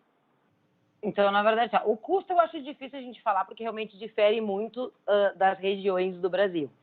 Mas o sêmen congelado, acho que é importante das pessoas saberem. A ideia, e atualmente como ele é utilizado, a ideia do sêmen congelado não é para ele substituir de imediato o reprodutor no canil. Mas é muito por quê? Para a gente poder guardar o material genético daquele reprodutor para tu usar no momento que a gente não tem mais filho, tu não tem mais neto, tu ficou longe daquela linha de sangue e dentro da nossa seleção genética a gente vai perdendo características, né? Às vezes a gente consegue melhora a linha de dorso, melhora um ombro, perde cabeça e aí queria voltar em cães atrás e o semi-congelado ele nos ajuda muito nisso, né? Então a gente poder guardar um material genético desse reprodutor. O que é importante a gente saber? A inseminação com o semi-congelado, ela tem que ser uma inseminação intrauterina. Então, ela não vai ser aquela inseminação vaginal, ali sem acompanhamento de progesterona, que vai se contar os dias do cio, a receptividade da fêmea e fazer. Até porque, como eu falei antes, o sêmen, ele pode ser congelado, ele não tem um prazo de validade, a gente já tem sêmen congelados ali na clínica há 18 anos, e já fizemos inseminação com sêmen que veio de fora, que já estava congelado há 26 anos e já tivemos ninhada. Então, não existe um prazo de validade para o sêmen que está congelado. Mas existe a técnica diferenciada para a inseminação. Então, a gente tem que fazer uma inseminação intrauterina e o acompanhamento de progesterona ele tem que ser muito bem feito. Por quê? Porque o sêmen, depois de descongelar, ele vai ser viável por 12, 24 horas. Então, a gente não vai ter que saber exatamente quando ela está ovulando para saber exatamente quando fazer a inseminação para ter uma chance maior de sucesso na inseminação. A gente tem aí bastante ninhadas com semi-congelado, trabalha bastante com isso. A taxa de gestação positiva hoje em dia fica em torno de 80%, 83% com o semi-congelado. E é muito bom. Ano passado, acho que deve fazer uns 2 anos, nasceu uma ninhada de semi-congelado de um macho que eu tinha, que já estava morto há 10 anos, e vou dizer a vocês que foi a primeira vez que eu experimentei aquela sensação que eu consigo dar um pouquinho para os outros, né? E realmente, tu olhar dentro daquela ninhada, um ou outro filhote... Olha, tu olhar dentro daquela ninhada, um ou outro filhote com a característica muito parecida, né? Com a do pai, do cachorro que tu tinha, com os jeitos do cachorro, realmente é uma emoção muito grande. Legal. E a questão de... Doutora Mariana... Ganso, Pedro, acho que pode nos esclarecer isso aí. A respeito do sêmen congelado, como é que fica o registro dos filhotes dessa ninhada? Tá. O sêmen, quando ele é congelado aqui, ou quando é um sêmen que vem importado, a gente tem que fazer toda uma documentação e comunicar à CBKC que esse sêmen foi congelado, quantas doses estão congeladas e se ele foi importado, quantas doses foram importadas e toda uma documentação que também tem que vir com o sêmen importado, né? Uma carta do criador dizendo, né, que vendeu esse sêmen. Então, a ninhada ela vai ser registrada, só que não, no momento não vai ter assinatura do criador na parte do padreador, né? Vai ter uma documentação que a gente vai entregar para o criador, que ele vai anexar junto com o mapa de ninhada, que vai estar mostrando que aquela ninhada é de sêmen congelado. E tudo que a gente faz com o sêmen dentro ali da clínica, a CBKC sempre tem que ser comunicada, né? Eu congelei o sêmen, a CBKC é comunicada. Eu usei uma dose de sêmen, a CBKC é comunicada que eu usei essa dose de sêmen nesse dia com determinada fêmea. Então, tudo é feito e tudo é comunicado para poder se registrar. A ninhada normalmente só tem alguns passos diferentes a serem seguidos. São vocês que comunicam ou vocês passam um documento para o criador?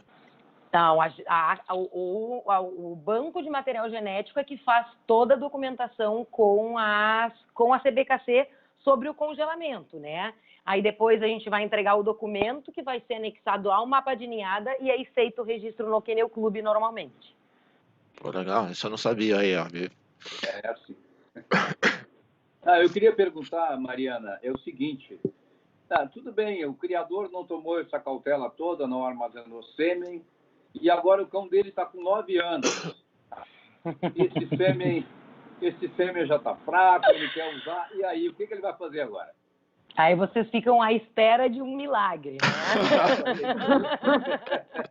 É a vida. É o que eu falo, às vezes o pessoal lá, gente, eu sou só veterinária, eu não sou curandeira, não faço milagres. É muito complicado, assim, a fase boa de congelar sêmen do cachorro é quanto mais novo ele tiver, é ali nos 2, 3 anos de idade.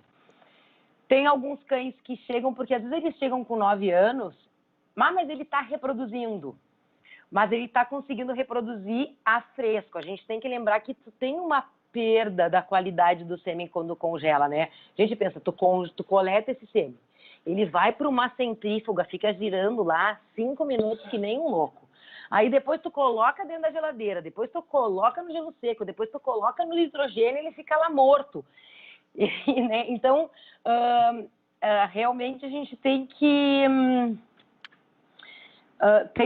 tem que controlar muito isso daí, né? Não respondi tua pergunta, me enrolei só. Não, para que ele tenha boa qualidade, né, esse sêmen, né?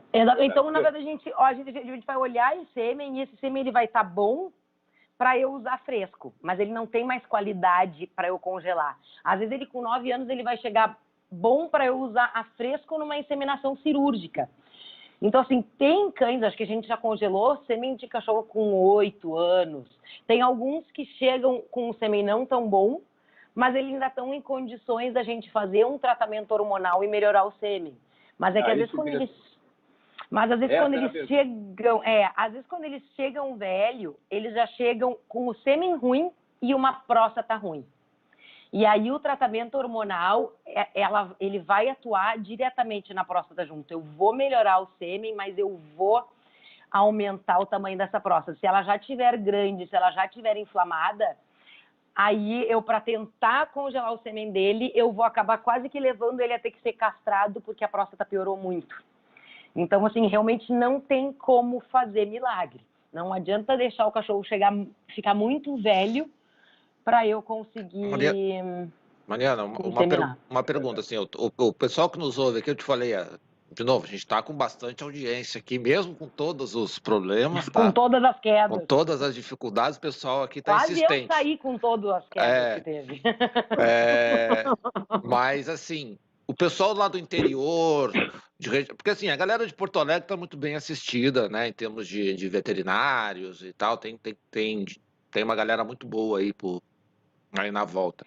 Mas vamos supor que o pessoal está no interior, né, tanto do Rio Grande do Sul, quanto aqui em Santa Catarina, pessoal que nos ouve em outros lugares, e deseja fazer o congelamento de sêmen. Dá para fazer à distância? Como é que funciona essa questão aí? Dá para fazer à distância. A gente chegou no início da clínica a fazer bastante à distância, mas a gente tem que lembrar o seguinte, que vai ser um processo a mais, né? É um caminho a mais que esse sêmen tem que fazer para depois ser congelado. Então, às vezes, a gente vai perder a qualidade do sêmen. Então, realmente vai depender, assim, ó, se o cachorro tem um sêmen muito bom, que resfria muito bem e congela muito bem, eu vou conseguir trabalhar. Mas tem alguns cães que, por exemplo, porque a qualidade do sêmen a fresco, às vezes eu tenho um sêmen que tem 90% de motilidade. Eu tive um macho, né, que eu trouxe dos Estados Unidos, era um cachorro lindo, o sêmen a fresco era maravilhoso, mas o sêmen dele resfriado e congelado era horrível. Ele caía de uma motilidade de 90% para 40%. Esse cachorro, se tu for adicionar mais um resfriamento, 24 horas de viagem até chegar na clínica, às vezes a gente perde qualidade demais. Então, o que a gente fala, dá para fazer, mas a gente vai ter que fazer e ver como é que vai ser o resultado. Se ele não responder bem, aí às vezes é melhor ele vir e viajar até aqui e aí fazer o congelamento. Aí é o que eu falo. Eu tenho um cliente que se desloca do Rio de Janeiro, de Belo Horizonte até aqui, quando o pessoal do interior aqui fica com preguiça de se deslocar 2, 3 horas, eu chego a ficar até... O pessoal do São Paulo, Rio de Janeiro, Minas, costuma fazer muito isso. Quando eles já estão acostumados. Chega a época de exposição aqui, eles chegam na sexta-feira para fazer coleta e ficam na segunda para fazer coleta também. Aí a gente consegue coletar antes, ele vai até mais feliz para a exposição, né? Claro, já vai. E aí depois faz uma coleta depois. Pessoal, já estamos no... a gente já abusou bastante da doutora Mariana aí, tá? Adriane, eu vou me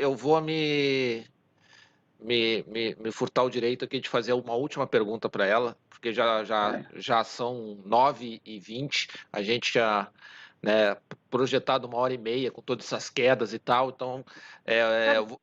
Permite que eu faça uma última pergunta? Tá, claro, Vamos, a gente vai fazer mais 2 perguntas. A última. Sobre Catosal B12, né, para fertilidade, enfim. O que tu queria dizer, doutora Mariana? A gente usa ele bastante na clínica. Na verdade, o Catosal B12, ele tendo a B12, porque as pessoas estão acostumadas muito a usar o ácido fólico. Eu vou usar o ácido fólico, mas eu preciso da B12 para ter uma melhor utilização desse ácido fólico.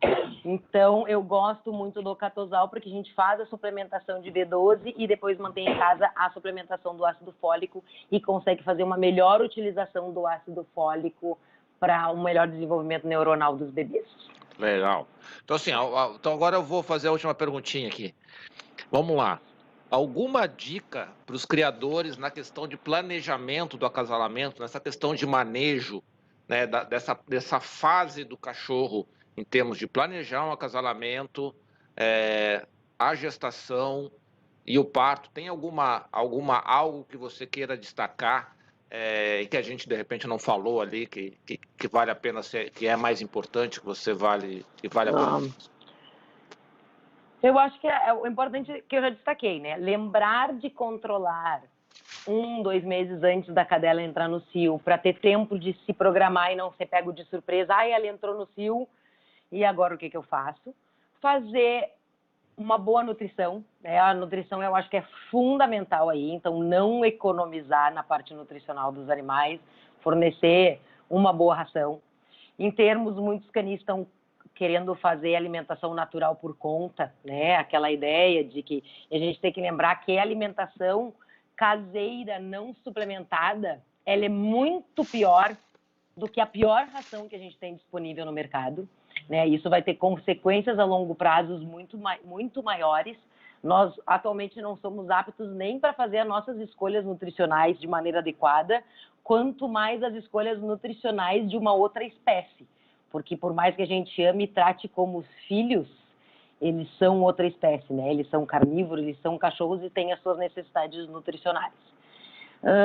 Ninguém falou muito de bebês. Eu acho que a parte muito importante dentro de uma ninhada e para o sucesso, porque não adianta nós acompanhar a progesterona, cuidar de uma gestação, ter uma ninhada numerosa e todos os filhotes morrerem Eu tenho uma pergunta no pós-parto, né? Então, eu acho muito importante a gente lembrar o seguinte: é chato, mas a gente tem que pesar os filhotes. A melhor maneira da gente acompanhar se uma ninhada está bem ou não é pesando os filhotes. Porque os filhotes, a gente pode até ter uma perda de peso nos primeiros 3 dias, que não deve ser superior a 10% do peso do nascimento, isso é normal.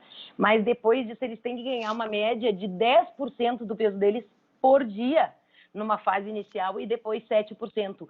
E isso é muito importante, porque a hora que a gente conseguiu observar que aquele filhote não ganhou peso de um dia para o outro, ali já está mostrando para mim que aquele filhote tem alguma coisa de errado.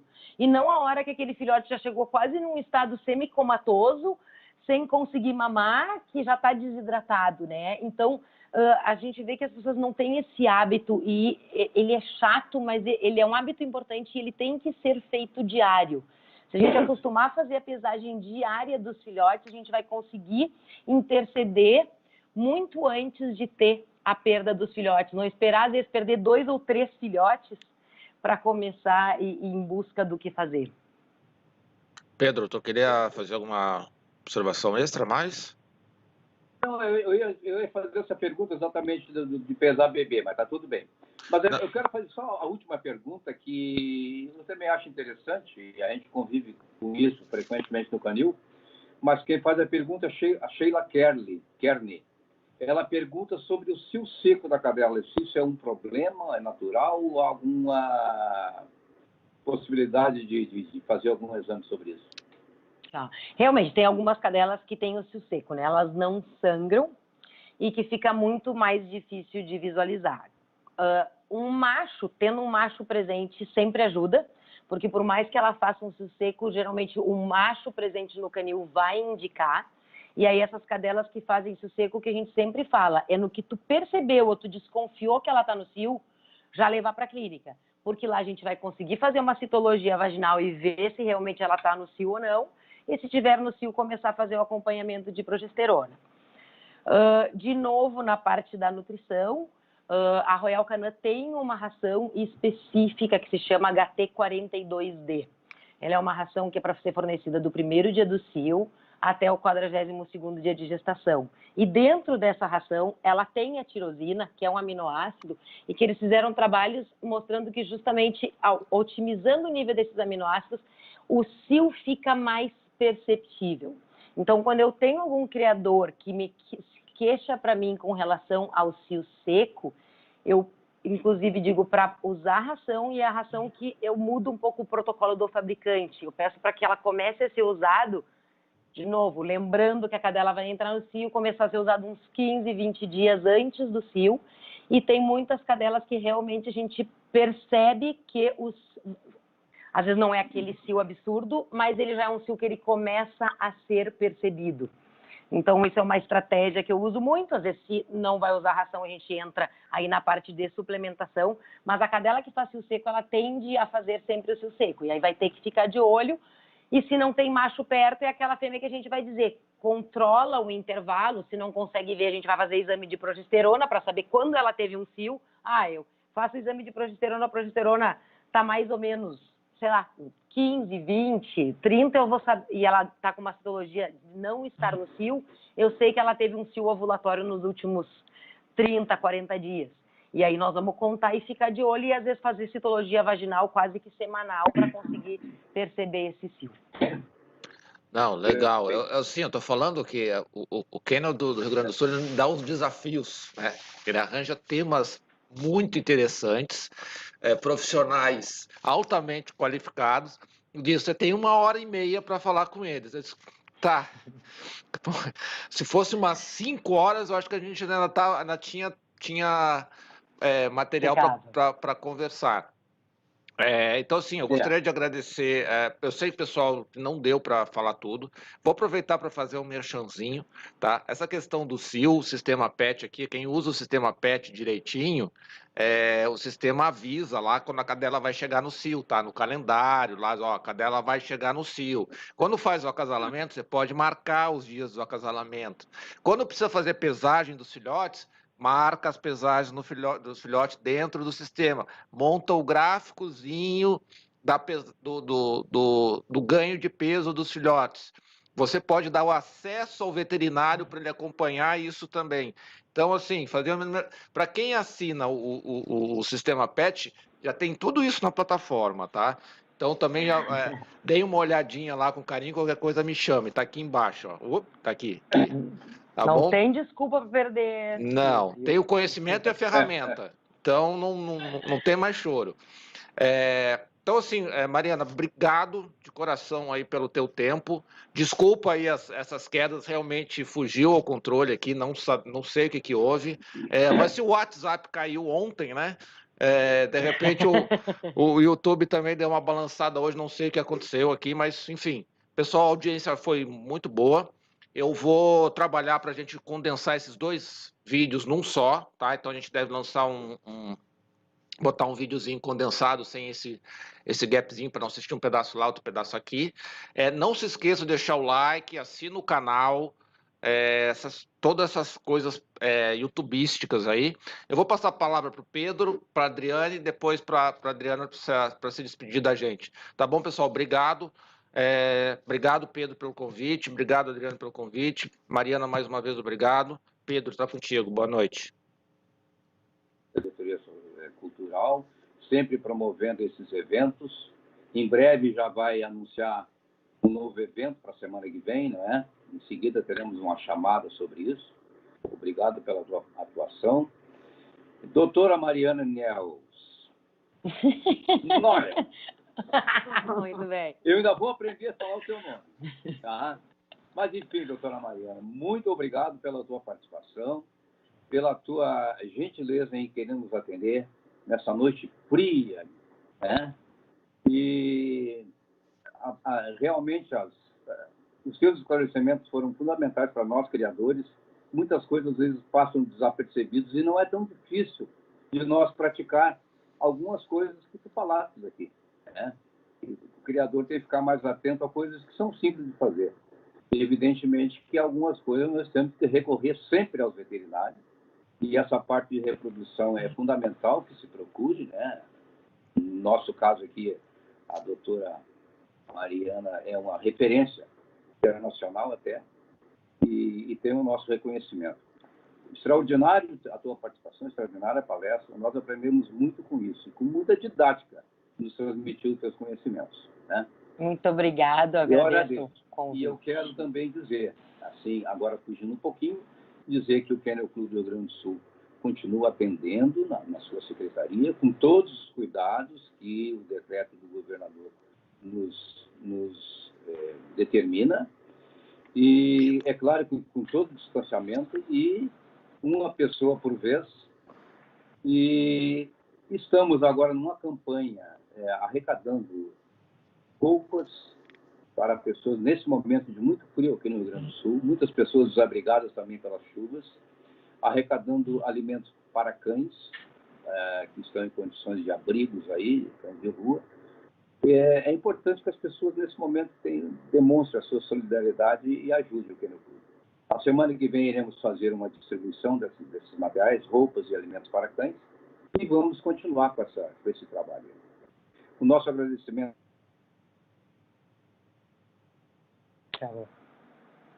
Então, Adriane, tá contigo. Travou, Pedro. Travou, Pedro. Travou, tá contigo. Boa noite. Eu posso falar também? Caiu, voltou. Obrigado a todos. Então tá, eu também quero agradecer a todo mundo que veio aí, quem resistiu a todas as quedas e travadas e ficou, porque nessa época de assistir live eu também me irrito muito quando começa a travar tudo. E peço desculpa por não conseguir tirar todas as dúvidas, mas espero ter conseguido esclarecer pelo menos um pouco. E a clínica está sempre aí, a gente está sempre à disposição e de portas abertas para os criadores e poder ajudar no que a gente puder. Adriana. Obrigado, Maria. Bom, eu só tenho a agradecer, doutora Mariana, né? Obrigada por ter aceito o convite, obrigada por dividir todo o seu conhecimento, que é vasto, conosco. Então, Mari, querida, obrigada por tudo. E Obrigada. estamos felizes, muito satisfeitos. Obrigada mesmo. Obrigada. Então tá, pessoal. Obrigado, boa noite e até a próxima.